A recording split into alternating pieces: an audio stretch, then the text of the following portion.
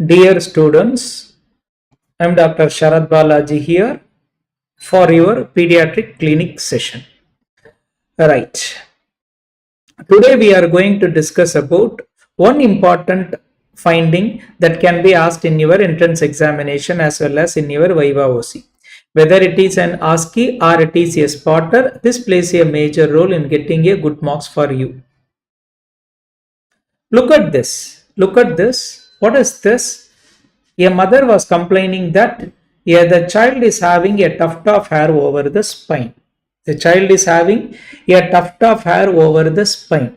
So what is this tuft of hair? Is there any significance? Is there any cosmetic benefit by removing this tuft of hair? Do you give importance to all those things? The answer is not. Whenever you find any tuft of hair over the midline spine, particularly that is in the back, you need to rule out an underlying neural tube defect, otherwise called as spina bifida occulta. What is that called as? Spina bifida occulta. Whenever you have a tuft of hair over the spine, over the lumbosacral area, you need to rule out an underlying spina bifida occulta. Look at this. There is a swelling. Look at this. There is a swelling in the cranial most part of the midline. Cranial most part of the midline. What is this? This is a soft swelling. So what does that soft swelling contain? Can be a neural tube. Can be a neural tube. This might be containing a neural tube. Okay. Otherwise known as meningocele. Otherwise known as what? Meningocele. Let us see one by one. So what is this? This is called spinal dysraphism. What do you mean by spinal dysraphism? Spinal dysraphism means your spinal cord is contained in the vertebral canal.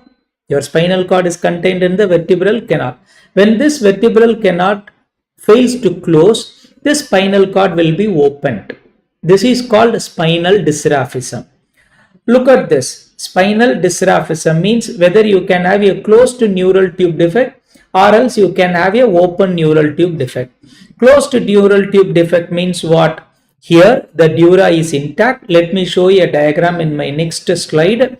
Here the dura is intact and failure of the caudal portion of the neural tube. This is called closed neural tube defect. The second one is, this is called spina bifida occulta. Whereas the next one is open neural tube defect, in which you can have protrusion of meninges alone. This protrusion of meninges alone is called as meningocele. Whereas protrusion of the neural tissue is called as myelocele, meningomyelocele. And finally, at some times there will be a tuft of spinal cord, fused spinal cord that will be directly open to the unfused neural tissues without any skin, meninges or any covering. This is called as myeloschisis. What is this called as? This is called as myeloschisis. I am sorry. This is called as what? Myeloschisis. Called as myeloschisis. Alright. So look at this. This is the diagram that is going to depict your spinal cord defect. So what are all those spinal cord defect? A normal, so this is the anterior vertebral column. This is your spinal cord. So this is the spinal cord. This is the fused posterior end of the spinal. This is the fused posterior end of the vertebral column is completely fused. And look at the skin and then adipose tissue. Skin and then adipose tissue. So this is normal. A vertebral body, a vertebral column which is completely surrounded by bones on all sides. And look at this. This is normal. The next one is spina bifida occulta. What is called spina bifida occulta? Look at this. The vertebral column fails to close in one area, but neither the meninges nor the neural tissue is in contact with the skin. But God will give you a clue. What is that clue? There will be a tuft of hair or skin dimple over that particular area.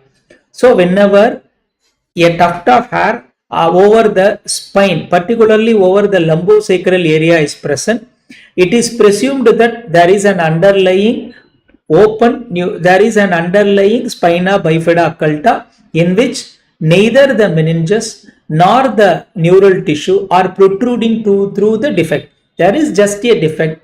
I repeat, neither the meninges nor the neural tissue are protruding through the defect. This is called spina bifida occulta. The next one is, look at this. In this, there is a defect. Here is also you have a defect. Here is also you have a defect. But in this defect, there is protrusion of the meninges. Look at this. There is protrusion of meninges. Look at this. There is protrusion of meninges over the defect. Protrusion of meninges over the defect. Okay. So this defect is called as what? Protrusion of meninges over the defect. So through this defect, your meninges is protruding out. This is called meningocele. Your meninges is protruding out. This is called meningocele. Right. So first one is normal. Second one is spina bifida occulta. Third one is meningocele. And look at this. Meningocele. Look at this. In the next one, not only the meninges but also the neural tissue is protruding into the defect. This is called meningomyelocele. What is this called as? This is called meningomyelocele. So yes, repeat to identify what is this. Spina bifida occulta is one. There is a bony defect. There is no herniation of the meninges or the neural tissue over the spine. It is commonly associated with a tuft of hair over the spine, lipoma or sinus. You can have. Meningocele is one in which through the defect, there is a bony defect is present. Through the defect, there is herniation of the meninges. There is herniation of the meninges, but there is no herniation of the neural tissue. There is no herniation of the neural tissue. And look at this, there is a soft mass over the one photo which I showed you. Okay, a swelling over the cranial end. Right. Soft mass over the midline of the spine. And finally, meningomyelocele. In which there is a bony defect.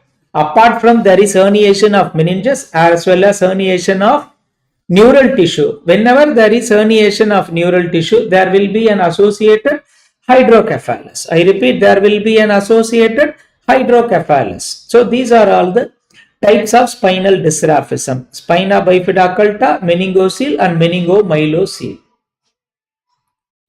Look at this. This is absolutely a normal one.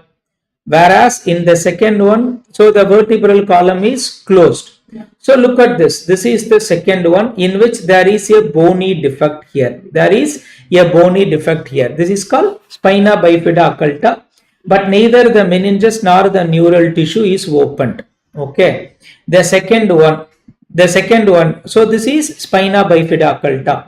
Here there is a bony defect. There is protrusion of meninges. This is called as what? So this is spina bifida occulta. This is meningocele. This is what is called as meningocele. And when you have protrusion of neural tissue in the defect, this is called myelomeningocele. This is called myelomeningocele. This is called myelomeningocele. Right. What are all the associations whenever there is a spinal dysraphism? There might be an underlying hydrocephalus. Because of the protrusion of the neural tissue, there will be aqueductal stenosis. As a result of the CSF pathway block, you can have hydrocephalus. Then you can have a clubfoot. Okay. Clubfoot you can have. And then because of the poor neurological supply, you can have a dislocated hip.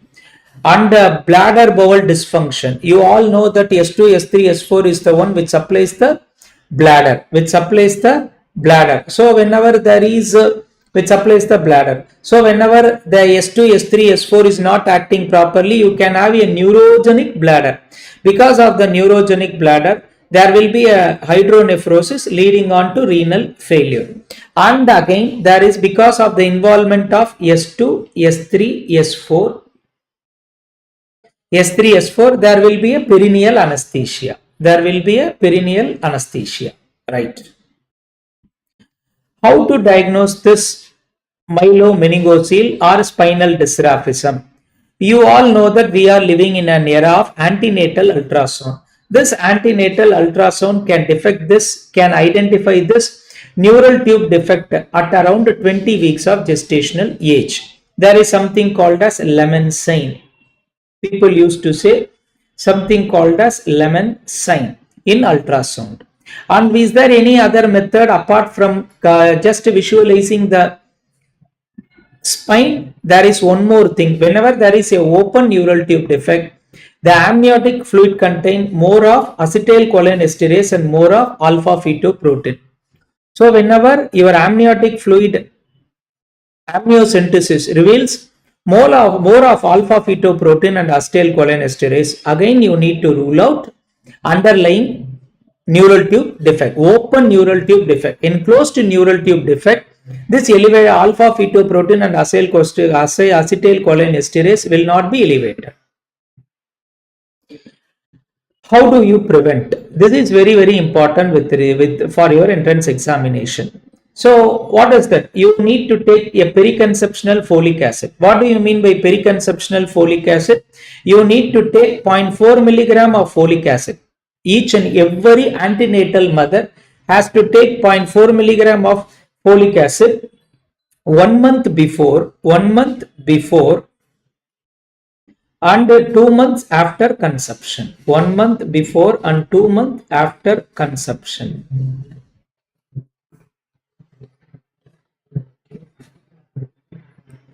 Okay, 1 month before and 2 months after conception.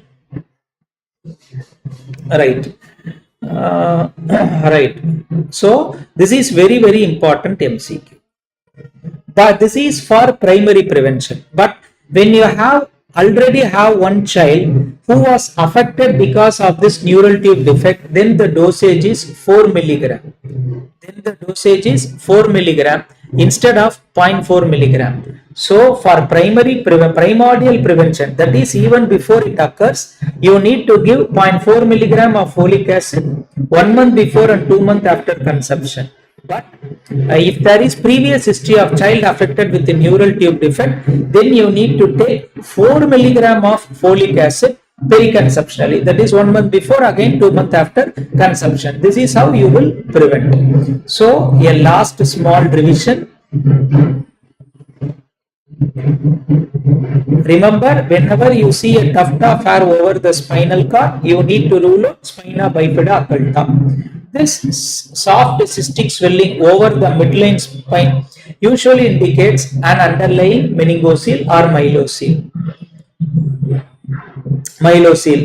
So what are all the classifications you have? Whenever only defect is present without any involvement of meninges or neural tissue, it is called spina bifida occulta. Whenever there is associated neural tissue associated meningeal involvement, then it is called meningocele. Whenever there is associated a neural tissue, that is called myelomeningocele. So these are all the illustration. Remember, it can be detected by means of antenatal ultrasound done at 20 weeks of gestational age. It can be prevented by giving periconceptional folic acid. So with this, we are completing our topic for today. Thank you.